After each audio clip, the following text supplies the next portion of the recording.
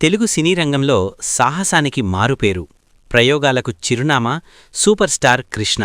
తొలి Telugu James bond చిత్రం గూఢచారి 116, తొలి తెలుగు కౌబాయ్ చిత్రం మోసగాళ్లకు మోసగాడు, తొలి తెలుగు సినిమాస్కోప్ చిత్రం అల్లూరి సీతారామరాజుని అందించిన ఘనత ఆయనకు దక్కుతుంది.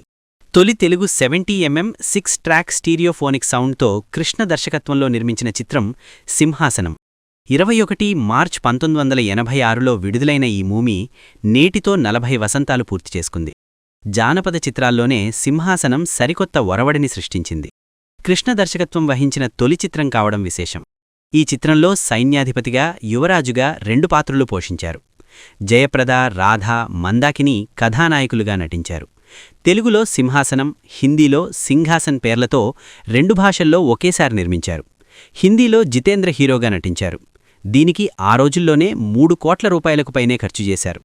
అప్పట్లో ఈ చిత్రం విడుదలైన మొదటి వారంలోనే ఊహించని విధంగా భారీ వసూళ్లను రాబట్టింది.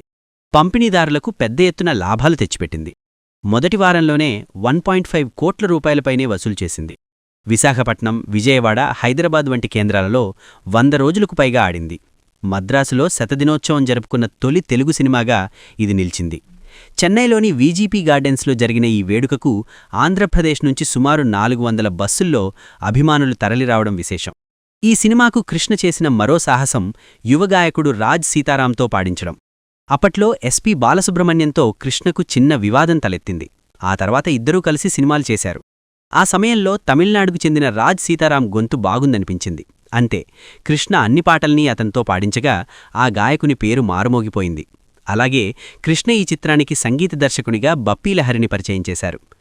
ఆకాశంలో ఒక తార నాకోసం వచ్చింది ఈవేళ, అరే వహ్వా నీ యవ్వనం, వహ్వా నీ జవ్వనం వంటి పాటలు అన్ని చోట్లా హోరెత్తిపోయాయి. అప్పట్లో ఒక సినిమాకు 40-45 లక్షలైతే ఈ సినిమాకు కృష్ణ ఏకంగా రూ. 3.20 కోట్లు ఖర్చు చేశారు. అంతేకాదు, తెలుగు, హిందీ 2 వర్షన్లను 65 రోజుల్లో పూర్తి చేశారు. ఈ చిత్రానికి హైదరాబాద్ పద్మాలయ స్టూడియో, హోగినికల్, మైసూర్ వంటి ప్రదేశాల్లో అత్యంత భారీ సెట్స్ వేసి నిర్మించారు. సింహాసనం తొలి తెలుగు 70mm 6 ట్రాక్ స్టీరియోఫోనిక్ సౌండ్తో తీసిన సినిమా. ఈ సాంకేతికతో కూడిన థియేటర్లు అప్పట్లో అందుబాటులో లేవు. ఈ సినిమా కోసమే అదనం ఖర్చు చేసి గుంటూరు, విజయవాడ, విశాఖపట్నం, కాకినాడ, హైదరాబాద్, నెల్లూరు సహా కొన్ని థియేటర్స్లో స్క్రీన్ సిద్ధం చేశారు. విజయవాడలో సింహాసనం రిలీజ్కు ముందు అలంకార్ థియేటర్ వద్ద 95 అడుగులు, బెంజ్ సర్కిల్ సెంటర్ దగ్గర 75 అడుగులు హీరో కృష్ణ భారీ కటౌట్లు పెట్టారు.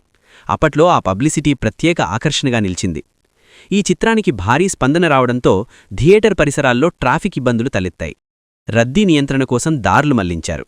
విజయవాడలో ఈ చిత్రానికి వచ్చే జనాన్ని తట్టుకోలేక కొన్ని థియేటర్ల దగ్గర 144 సెక్షన్ కూడా విధించాల్సి వచ్చింది. టిక్కెట్ ఉంటేనే వీధిలోకి అనుమతించే పరిస్థితి వచ్చింది. తెలుగు సినిమా చరిత్రలో ఒక చిత్రం కోసం 144 సెక్షన్ పెట్టినది అదే తొలిసారి. సింహాసనం కోసం భారీ తారాగణాన్నే ఎంచుకున్నారు కృష్ణ. 2 వర్షన్లలో హీరోలు వేరైనా హీరోయిన్లు జయప్రద, రాధ, మందాకిని, అలాగే వహీదా రెహమాన్ కూడా. అప్పటికే రాజ్ కపూర్ రామ్ తేరీ గంగామైలీలో అందాలు ఆరబోసి జనాన్ని ఆకర్షించిన నీలికళ్ల సుందరి మందాకినిని కూడా తెలుగుకు తీసుకువచ్చారు. ఆ పాత్రను శ్రీదేవితో చేయిస్తే ఎలా ఉంటుందని కూడా ఆలోచించాం. అప్పటికే కృష్ణ, శ్రీదేవి కాంబినేషన్ చాలా సినిమాలతో పాపులర్. అయితే ఫ్రెష్గా ఉంటుందని హిందీలో అప్పుడు సరికొత్త హాట్ మందాకినిని తీసుకున్నామని కృష్ణ సోదరుడు జి. ఆదిశేషగిరిరావు ఓ సందర్భంలో వివరించారు.